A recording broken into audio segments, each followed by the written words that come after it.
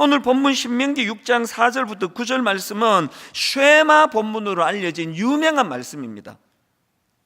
그리고 오늘 이 본문 말씀은 가나안 진입을 앞둔 백성들을 향한 지도자 모세의 설교입니다. 지금 이 말씀에서 모세가 자녀 교육에 대하여 얼마나 강조합니까? 본문 신명기 6장 6절부터 한번 보십시오. 오늘 내가 너에게 명하는 이 말씀을 너는 마음에 새기고 내 자녀에게 부지런히 가르치며, 그러면서 이 신뢰를 쭉 드는 거 아닙니까? 내 자녀에게 부지런히 가르치며 집에 앉았을 때에든지 길을 갈 때에든지 누워 있을 때에든지 일어날 때에든지 이 말씀을 강론할 것이며, 너는 또 그것을 내 손목에 메어 기호를 삼으며 내 미간에 붙여 표로 삼고 또 내 집 문설주와 바깥문에 기록할지니라. 너무나 절실한 마음으로 호소하는 거 아닙니까? 때를 얻든지 못 듣든지, 기회가 있다 없다 이런 소리 하지 말고 틈나는 대로 자녀들에게 가르쳐야 된다는 겁니다. 모세가 이런 애타는 심정으로 호소하는 데는요, 이유가 있습니다. 여러분이 다 아시지만 그 구약의 신명기서는 지도자 모세의 설교 3편으로 이루어져 있거든요. 오늘 본문 6장은 그 3편의 설교 중에 2번째 설교에 해당되는 말씀입니다. 이 2번째 설교에서 모세는 지금 이스라엘 백성들이 이제 가나안에 진입하게 되면은 거기에 타락한 가나안 원주민 문화에 너희 자녀 세대들이 노출이 될 텐데, 중심을 갖고 자녀 교육이 이루어지지 않으면 끔찍한 일들이 일어날 걸 두려워하고 있는 거 아닙니까? 지금 이 모세의 설교를 듣고 있는 대상은 출애굽 2세대들이에요. 제가 예전에 한번 출애굽 세대가 1세대, 2세대, 3세대로 나누어진다고 설교했던 기억이 있는데요, 출애굽 1세대는 애굽에서 태어난 사람이에요. 종살이도 해보고, 그리고는 이제 10가지 재앙을 거치고 홍해를 하나님이 어떤 은혜로 건너게 해주셨던가, 이런 걸 경험한 세대가 출애굽 1세대입니다. 그런가 하면 출애굽 2세대는 광야 세대라고 부르기도 하는데요, 광야에서 태어난 사람들이에요. 그래서 출애굽 2세대는 광야에서 태어나서 가나안으로 들어가서 정복 전쟁을 치루었던 세대들. 그러니까 지금 이 모세의 설교를 듣고 있는 출애굽 2세대는 자기 부모들이 경험했던 애굽의 10가지 재앙, 그걸 하나님 어떻게 인도해 주셨고, 그리고 또 홍해를 하나님이 어떤 능력으로 갈라주셨는가, 이걸 경험을 못한 세대예요. 그 대신에 1세대 부모로부터 계속 전해 듣는 거 아닙니까? 너 홍해를 건널 때 그 하나님 은혜가 얼마나 놀라웠는지 아느냐? 그 못된 바로왕의 그 강팍한 심령을 하나님께서 10가지 재앙을 통하여 돌파하던 그 능력을 니들은 경험 못했지 않느냐? 그 윗대 어른들에게 계속 그런 얘기를 전해 들었던 세대가 2세대고요. 그런가 하면은 출애굽 3세대는 가나안 세대라고 그렇게 이름을 짓습니다. 그들은 이제 가나안에 정착해서 안정을 추구하던 세대들이다, 이렇게 설명할 수가 있는데, 이게 우리에게 너무 흥미로운 게 오늘날 우리 대한민국 그리스도인들에게 딱 들어맞는 이야기예요. 저는 이 세대,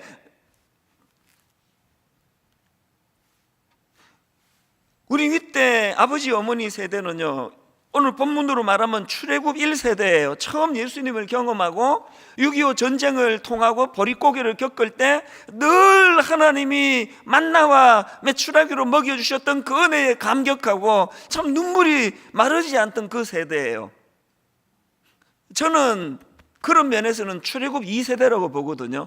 우리 아버지 어머니가 겪었던 그 생생한 하나님의 놀라운 은혜, 우리 부모님이 겪은 거에 비해서는 미미해요. 그러나 어릴 때부터 그 얘기를 듣고 자랐거든요. 진짜 쌀독에 쌀이 떨어져 있을 때 니들 등록금을 주지 못해서 이제 학교를 그만 보내야 되나, 그렇게 낙심하고 있던 그 상황에 우리 하나님이 어떤 은혜로 이것들을 다 돌파시켰는지 니들이 아느냐? 너희들 절대 모를 거야. 계속 그런 말씀을 들으면서 자라다 보니까요, 제가 직접 경험한 건 아니래도 제가 목사가 되는 게 그렇게 어렵지 않았습니다. 이게 2세대의 특징이에요. 그런데 여러분, 우리 아들, 딸들 세대, 여러분의 자녀들 세대는요 3세대 가나안에 진입했는데 이 놀라운 윗대 어른들의 은혜를 경험하지 못하는 세대예요. 그리고 또 엎친 데 덮친 격으로 지금 가나안 그 원주민들의 말로 다 할 수 없는 타락한 그 문화에 노출되어 있듯이 우리 3세대가 지금 그런 상황입니다. 그래서 저는 오늘 이 본문 말씀에서 지도자 모세의 심정이 너무너무 마음에 와닿는 겁니다. 가나안 진입을 앞둔 그 지도자 모세의 그 신음소리 같은 이 탄식을 그들이 무시해버렸기 때문에 나중에 말로 다 할 수 없는 타락과 여러분 사사시대라고 하는 그 도덕적으로 영적으로 끔찍한 타락을 경험할 수밖에 없었던 게 바로 그거 아닙니까?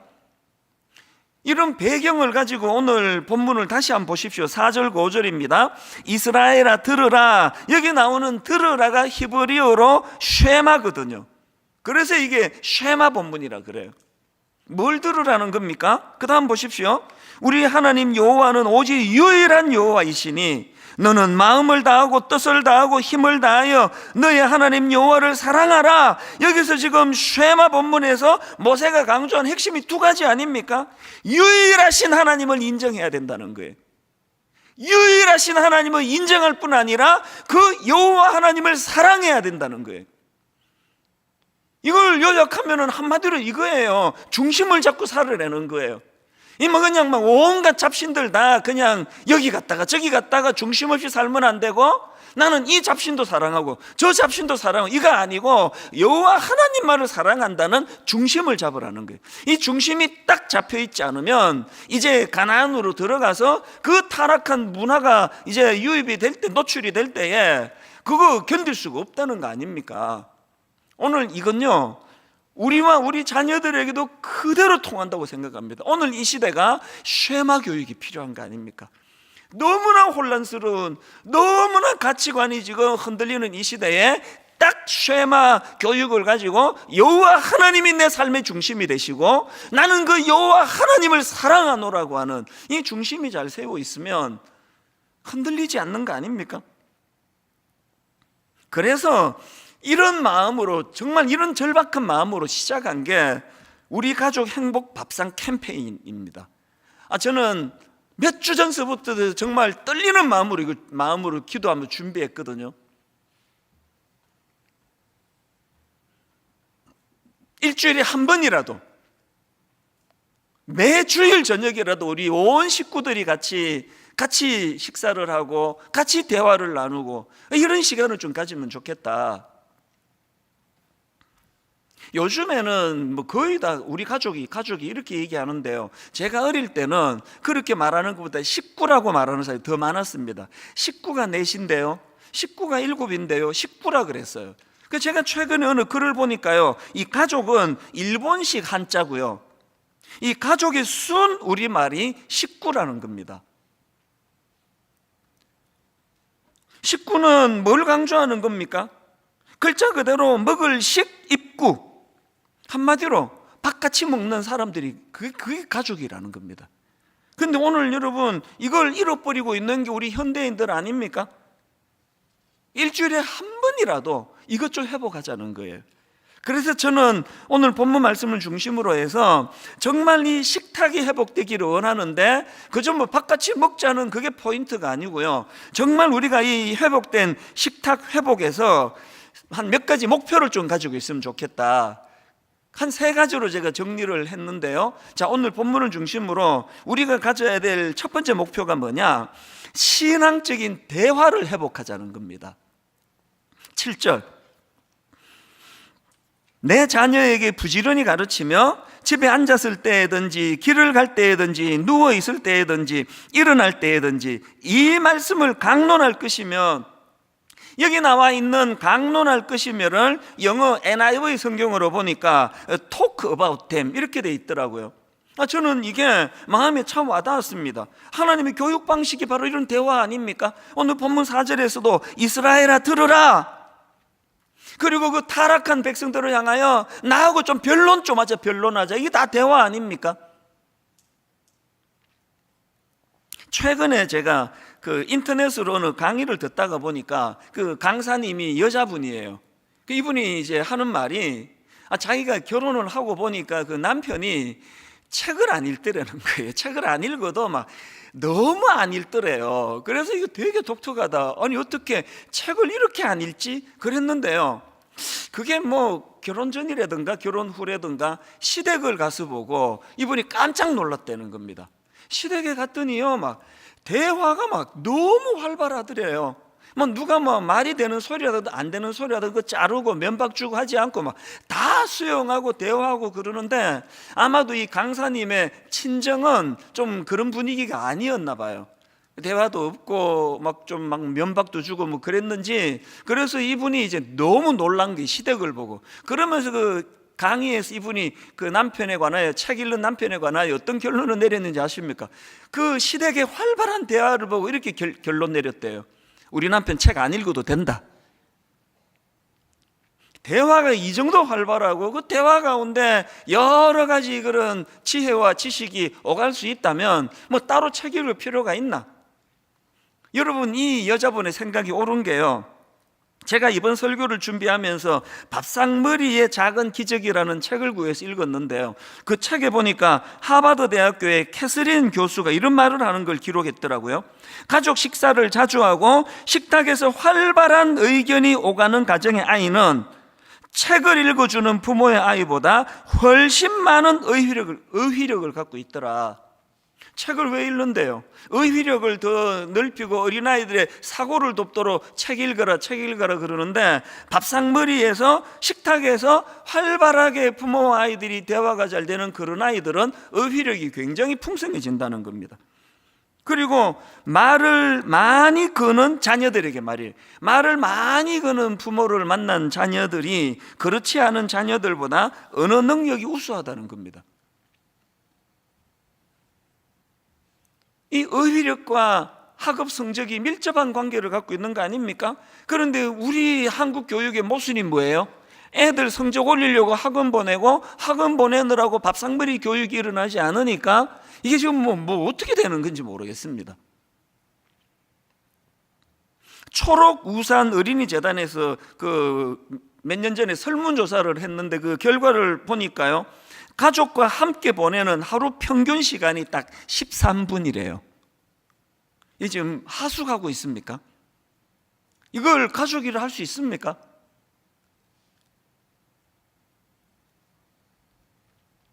오늘 예수 믿는 우리가 이 세상의 문화에 이 스케줄이 놀아나고 있는 거예요. 자녀와는 전혀 소통이 되질 않고 대화할 거리도 없고 그저 뭐 잠이나 재워주고 뭐 용돈이나 주고 그거 말고는 하지 못하는 이 사이에, 오늘 여러분 무슨 미국 드라마니 뭐 넷플릭스니 이런 걸 통해 가지고 우리 아이들의 가치관을 저런 무슨 유럽에 있는 상상할 수 없는 미국에서 흘러오는 그런 아주 역겨운 문화에 우리 아이들이 노출이 돼 있다고 하는데, 이거 방치하시겠습니까? 그래서 일주일에 한 번이라도 우리가 함께 저녁 식탁을 같이 하면서 좀 하나님 이야기도 하고, 그 너희 할아버지 할머니가 어떤 은혜를 받아 우리 가정이 여기까지 온지 아느냐? 네 아빠가 만난 하나님, 네 엄마가 만난 그 하나님의 그 놀라운 얘기 좀 들어봐라. 이걸 하자는 거예요. 이걸 대화가 오가고 아이들에게 질문이 오가고 그러면서 이 밥상머리의 신앙교육, 이 대화가 좀 이루어지도록 하자. 이게 첫 번째 목표예요. 두 번째 목표가 뭐냐? 식탁 교제를 통해서 주님 안에서의 즐거움을 회복하자는 겁니다. 이 가정은요, 홈 스윗 홈 아닙니까? 오늘 본문 7절입니다. 내 자녀에게 부지런히 가르치며, 이것도 제가 보니까 히브리어로 이 샤난이라는 단어인데요, 이건 갈다, 연마하다, 날카롭게 하다, 그런 뜻을 가지고 있거든요. 이것도 제가 영어 NIV 성경으로 보니까 이렇게 돼 있더라고요. Impress them on your children. 그러니까 내 자녀에게 부지런히 가르치고를 이렇게 돼 있는 것을 보니까 이게 impress them on your children이 이 자녀들을 감동시키라 이렇게 번역할 수 있는 거 아닙니까?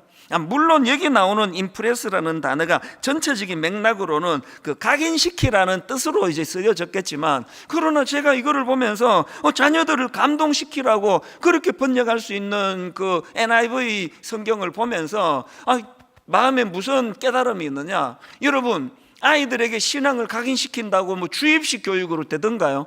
무조건 믿으라고 해서 믿으시던가요? 감동이에요, 감동. 맞습니다. 교육은 감동이에요. 교육은 주입 아닙니다. 여러분, 왜 주일 저녁마다 우리가 함께 식탁을 나누고 자녀들과 함께 그런 시간을 가지자 하느냐 하면, 신앙은 전수인데요, 강제로 주입해서 되는 게 아닙니다. 즐거운 식탁 안에서 이걸 잘 활용하신 분이 우리 예수님 아닙니까? 그 당시 종교 지도자들이 예수님을 비난하면서 했던 말들 기억하시죠? 누가복음 7장 34절입니다.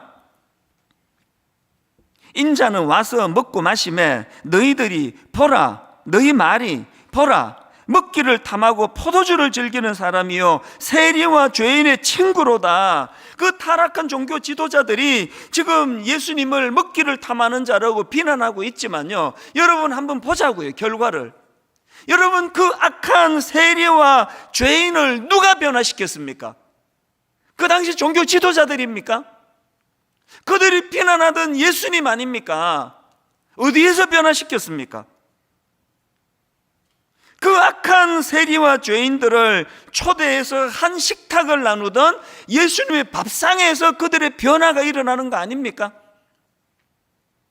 오늘 우리 예수 믿는 부모들이 제가 반성해야 되는 게 이거라는 겁니다. 사실 제가 많은 질문을 하게 되는데, 여러분 한번 질문을 드릴 테니까 답해 보세요. 여러분, 오늘 우리 아빠들은요, 우리 엄마들은 지금 자녀들에게 있어서 이 경직된 종교 지도자의 모습으로 다가가십니까? 밥상을 차려주시는 예수님의 모습으로 다가가십니까? 나 큐티 안 했지? 내 십계명 외울 수 있어? 그 예수 믿는다는 애가 왜 그 모양이야? 이건 종교 지도자의 모습이에요. 그래서 대부분의 애들이요, 예수 잘 믿는 부모를 싫어해요. 우리 집도 마찬가지입니다. 제가 한 번씩 얘들아 모이자 그러면요, 우리 애들 막 그거 엄청 싫어합니다. 모이자 그러면 갑자기 막 경직이 돼가지고요, 중간고사인데요 그래요. 언젠데? 그러니까 4주 뒤인데요 그래. 내가 반성하는 게 그거예요. 내가 우리 아이들에게 종교 지도자의 모습으로 경직되게, 근데 목사애가 그래서 돼? 그러니까 뭐 모이면은 자꾸 또 막 그렇게 갈 것 같으니까 모이는 거 되게 싫어해요. 그래서 내가 이제는 내가 좀 바뀌어져 보려고 애를 쓰는데, 애들이 뭐 벌써 딱 각인이 돼가지고, 그래서 제가 그 자기 엄마가 모이자 그러면 좀 좋아해요. 밥도 차려주고 그래서 그런지. 그래서 제가 요새 좀 변하고 싶은데 애들이 그 선입견으로 저를 대하기 때문에, 그래서 제가 어떨 때 너무 섭섭해가지고요, 아니 아빠가 이렇게 없는 시간을 내갖고 니들하고 만나고 대화하자는데 어떻게 그렇게 시간을 다 안 내냐, 그 너무 성의 없는 거 아니냐. 그러니까 한 번은 애가 딱 그러더라고요. 아빠도 우리 어릴 때 시간 안 내주셨잖아요. 여기 젊은 엄마 아빠 잘 들으세요. 여러분, 그 애들 어릴 때 잘 안 섬기면요, 커서 반드시 복수합니다. 내가 사실 반성을 많이 해요. 오늘 우리 가정이요, 이 즐거움을 회복해야 돼요. 그래서 오늘 또 이 교회에서 이 주일 저녁마다 이제 바깥집 먹으라 그랬더라 그러면 애들이 날 얼마나 원망하겠습니까? 하여튼 저 목사는 할 일이 없어가지고 그냥 또 쓸데없는 거 만들었다고. 여러분, 저녁마다 우리의 어떤 태도가 좀 바뀌어지면 좋겠어요. 즐거움으로, 기쁨으로, 격려로. 교회도 마찬가지입니다. 사실 저는요, 요즘에 자꾸 이제 글쎄 뭐 나이가 들어가는 것 같기도 하고요, 제 어린 시절에 모교회가 그렇게 그리워요. 참 가난하고 참 뭐 결핍된 게 많았던 그 교회가, 아마 막 교단이 달랐으면 이제 뭐 그거 안 되는데 그 교회 담임 목사로 가고 싶어요. 게다가 어릴 때 그 추억이요, 주일날 그 11시 예배를 마치고 나면 온 성도들이 애고 어른 할머니 할아버지 다 모여가지고 점심 국수를 같이 먹었던 거. 메뉴는요 1년 12달 똑같아요. 잔치국수. 그러면 맛이 뭐 똑같은데요, 그 뭐 잔치국수가 그리운 게 아니라 그렇게 오손도손 예배 마치고 교회에서 우리 모교회 어른들하고 같이 국수 먹으면서 농담도 하고, 그게 너무 그리워요. 이민교회가 되는 이유를 아세요? 이민교회는요 예배 마치고 온 성도들이 함께 식사를 하거든요. 요새는 그 도너스로 많이 바꾸는 교회도 있다 그러는데요, 여전히 함께 밥을 해서 그 엿새 동안 미국 사람 밑에서 그렇게 살다가 함께 모여서 밥 먹는 게 전도가 너무 쉬운 겁니다. 마지막 세 번째로요, 이 식탁 회복과 관련해서 목표가 하나 더 있습니다. 식탁 공동체의 능력을 회복해. 능력. 앞에 그 첫 번째도 중요하고 두 번째도 중요하지만 이 세 번째 제일 중요합니다. 제가 지난 부활절날 엠마오로 가던 그 두 제자에 대해 설교하지 않았습니까? 그런데 여러분, 제가 그 본문을 묵상하다가 너무너무 중요한 포인트 하나를 제가 알게 됐습니다. 자, 누가복음 24장 엠마오로 가던 그 두 제자를 만나주시는 주님을 한번 보십시오. 24장 30절입니다. 그들과 함께 음식 잡수실 때에 떡을 가지사 축사하시고 떼어 그들에게 주시니 그들의 눈이 밝아져 그인 줄 알아보더니 예수는 그들에게 보이지 아니하시는지라. 그 다음 32절, 그들이 서로 말하되 길에서 우리에게 말씀하시고 우리에게 성경을 풀어주실 때에 우리 속에서 마음이 뜨겁지 아니하더냐. 여러분, 주님이 풀어주시는 그 말씀을 통해서도 마음이 뜨거워지지만 더 결정적인 거, 주님이 차려주시는, 주님과 더불어 함께하는 그 식탁에서 그들의 눈이 밝아졌다는 겁니다. 여러분, 신앙의 전수는요, 앉혀놓고 무슨 십계명 외워봐라 이렇게 해서도 전수가 되겠지만, 주님을 모신 예수 믿는 가정의 따뜻한 밥상에서 우리 자녀들의 영안이 열려지는 놀라운 은혜가 있기를 바랍니다. 구약의 엘리야도 마찬가지 아닙니까? 번아웃이 와가지고 로뎀 나무 밑에서 막 자살 충동을 느끼는 거예요. 주여, 나 그냥 죽여달라고, 내 생명을 거두시라고. 이런 비참한 상태에 빠져있던 엘리야에게 여호와 하나님이 어떤 일을 행하셨습니까?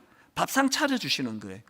열왕기상 19장 5절, 로뎀 나무 아래에 누워 자더니 천사가 그를 어루만지며 그에게 이르되 일어나서 먹으라 하는지라. 본즉 머리맡에 숯불에 구운 떡과 한 병 물이 있더라. 이에 먹고 마시고 다시 누웠더니 여호와의 천사가 또 다시 와서 어루만지며 이르되 일어나 먹으라, 네가 갈 길을 다 가지 못할까노라 하는지라. 그랬더니 그 다음 8절, 이에 일어나 먹고 마시고 그 음식물의 힘을 의지하여, 뭘 의지했습니까? 그 음식물의 힘을 의지하여 40주 40야를 가서 하나님의 산 호렙에 이르니라. 여러분, 우리 주님을 모시고 가족 식탁을 함께하는 매주일 저녁마다 엘리야가 회복한 이런 놀라운 회복의 역사가 일어나기를 원합니다. 내일 학교 가려니 가슴이 답답하고, 내일 직장으로 가려니 참 또 그 짓눌림 속에 있던 우리 가족들이 주님과 함께 온 가족이 나누는 식탁 속에서 이에 일어나 먹고 마시고 그 음식물의 힘을 의지하여. 저는 시편 23편을 성경 중에 제일 좋아하는 말씀 중에 하나 꼽으라면 저는 시편 23편을 꼽을 것 같아요. 1절에서 여호와는 나의 목자시니 내게 부족함이 없으리로다. 그리고는 부족함이 없었던 이유를 쭉 열거하는데, 그 중에서 저는 이번 주간에 5절이요, 주께서 내 원수의 목전에서 내게 상을 차려주시고, 주께서 내 원수의 목전에서 내게 상을 차려주시고 기름을 내 머리에 부으셨으니 내 잔이 넘치나이다. 다윗이 온 원수들에게 둘러싸여 있던 그 시절에, 자기를 죽이려고 달려들던 적들이 많던 그 상황에 상처 주고 조롱하고 비웃는 그 원수들 보는 앞에서 주께서 내게 잔치상을 차려주시고 나를 귀한 손님으로 여겨주시니 내 잔이 넘치나이다. 막 눈물이 날라 그러더라고요. 막 그렇게 자기를 죽이려고 달려드는 악한 것들 앞에서 여호와 하나님께서 잔치상을 차려주시고 융숭한 손님으로 그렇게 대우해 주시는 것을 보며 다윗이 의기양양한 거예요. 니들 봤지? 나 무시하지 마. 나 이런 사람이라고. 사도 바울도 마찬가지 아닙니까? 이 주님의 배려와 사랑을 받고 자라니까, 여러분 요한 고린도후서 4장 8절, 우리가 사방으로 우겨쌈을 당하여도 쌓이지 아니하며 답답한 일을 당하여도 낙심하지 아니하며, 바울이 이런 고백을 할 수 있게 된 거 이 원리 아닙니까? 그래서 저는 정말 여러분 오늘 저녁부터 모든 가족들이 모여 주님 이름으로 모여 있는 그 식탁의 자리가 시편 23편의 하나님의 초청의 자리가 되기를 바랍니다. 우리 아이들이 주눅들지 않고 위축당하지 않고 원수들이 아무리 우리를 조롱한다 할지라도 그 원수들의 목전에서 잔치상을 배설해 주시는 그 하나님이 나의 아버지가 되신다고. 결론을 이렇게 맺기를 원합니다. 요한계시록 3장 20절, 볼지어다 내가 문 밖에 서서 두드리노니 누구든지 내 음성을 듣고 문을 열면 내가 그에게로 들어가 그와 더불어 먹고 그는 나와 더불어 먹으리라. 여러분, 비록 엄마가 차려주는 밥상이고 아빠가 차려주는 밥상이라 할지라도 우리 자녀들에게 매 주일 저녁마다 이 요한계시록 3장 20절에 놀라운 능력이 나타나게 되기를 바랍니다. 내가 문 밖에 서서 두드리노니 누구든지 내 음성을 듣고 문을 열면 내가 그에게로 들어가 그와 더불어 먹고 그는 나와 더불어 먹으리라. 이 여호와 하나님 쉐마 교육이 일어난다 할 때에 너무나 상상을 초월하는 가나안 원주민들의 타락하고 음란하고 상상을 초월하는 성적인 유혹에 노출된 우리 자녀다 할지라도 딱 중심이 잡혀 흔들리지 않는 그런 자녀로 세움받게 될 줄로 믿습니다. 오늘 저녁부터 우리 밥상을 통해서, 그 밥상에서 오가는 신앙적인 대화를 통해서 이런 놀라운 치유와 회복과 하나님 주시는 꿈으로 날마다 무장이 되는 그런 은혜가 가정가정마다 일어나게 될 줄로 믿습니다. 일어나게 될 줄로 믿습니다.